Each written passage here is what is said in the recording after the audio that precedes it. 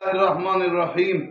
غیبت کے بارے میں کہا گیا، پوچھا گیا غیبت اسلام میں قطعاً حرام ہے۔ غیبت کہتے ہیں پشت پیچھے کوئی شخص آدمی نہ ہو اس کی برائی کرنا۔ کچھ لوگ کہتے ہیں جی برے کو برا تو کہنا نہیں، اللہ ستار العیوب ہے، حکم یہی دیتا ہے۔ اگر کوئی برائی غلطی کرتا ہے تو اس کے پشت پیچھے تم اس کو برا نہیں کہہ سکتے، برا بلا نہیں کہہ سکتے۔ یہ گناہ ہے، حرام ہے۔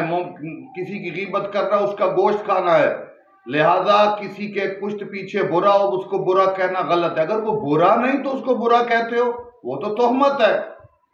برے کو برا کہنا غلط ہے، اچھے کو برا کہنا یہ تہمت ہے، لہذا غیبت سے محفوظ رہنا چاہیے۔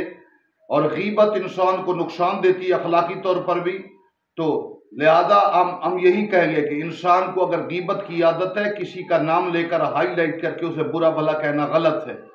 تو جو امام زمانہ کے حوالے سے بھی ہماری گفتگو ہے، جب امام زمانہ آئیں گے تو معاشرے میں غیبت، تہمت، ہر قسم کی برائی ختم ہو جائے گی۔